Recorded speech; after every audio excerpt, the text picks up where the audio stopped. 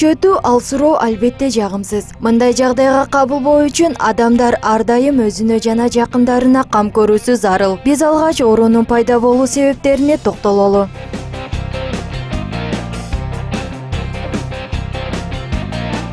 Оорунун пайда болуу жана жугузуу себептери булганган сууну ичкенде, арык көлмөлөргө түшкөндө, ар кандай жер жемиш жана мөмөлөрдү жуубай жегенде, өздүк гигиенаны сактабаган учурда.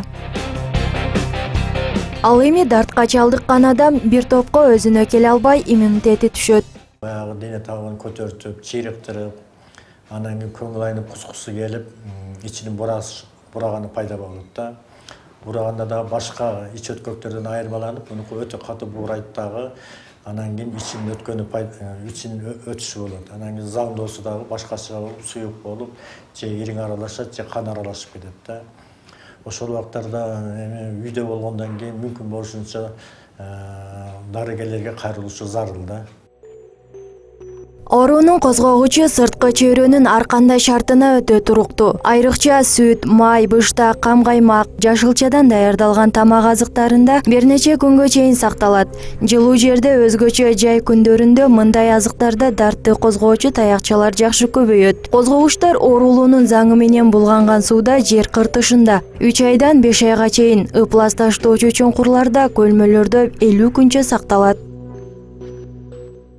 Азыркы учурда ушу жай мезгилинде дизентерия ооруларынын көбөйүшү болууда. Айрыкча булар эмнеден болот? Бул козгоочу таякчылардын туура эмес сакталып калган тамактарда көп болуп калышы мүмкүн. Алардын туура эмес сакталышынын негизгиси тамактардын ичинде сүт оокатында жана мөмө жемиш даярдалган тамактарда болот. Ошон үчүн биздин жарандаларга айтып кетет элек, ушу мөмө жемиштерди жана мөмө жемиштер эме кылган тамак аштарды, сүт жана башка эт тамактарды сактоонун жолун жакшы билсе, өздүк гигиенаны жакшап сакталып алып калса, өздөрүнүн үй бүлөсүнө жана өзүнүн ден соолугуна кам көрүү болот деп эсептейбиз. Өзгөчө жаш балдар арасында анын көрсөткүчү жогору. Анткени тамак ашты колдонор алдында көзөмөлдүн жетишсиздиги, күндүн ысык күндөрү тазаланбаган арык, топтолгон көлмө сыяктуу дизентериянын бактериясы көп кездешкен жерлерде ойноп, сууга түшкөндөрү себеп болот. Дизентерия деген бул болезнь грязный ур деп коет орусчасы, кыргызча баягы колду жуубагандыктан пайда болот. Эмнеге андай деп айтканыбыз себеби азыр мөмө жемиштердин пышкан кездери, жүзүм, дарбыз деп коебуз, коон, өрүк, ошолорду пайдалануулардын алдында жер алынды. Сөзсүз жууш керек, чайкаш керек, жок дегенде баягы суунун агымы менен кыйла тургузуп туруп, анан кийин жешке пайдаланыш керек да. Сактануу жолдору.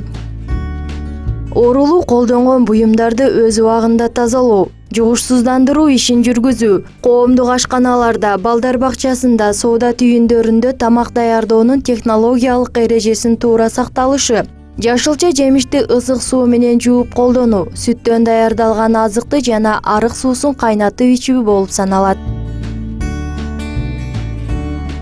Мына ушундай эрежелерди аткаруу менен оорунун алдын алып, ден соолугуңузга кам көрүп, үй бүлөңүздүн саламат болуусуна салым кошосуз. Айтунук Султанова, Илимбек Эмилбек уулу, Таң нуру көрсөтүүсү үчүн.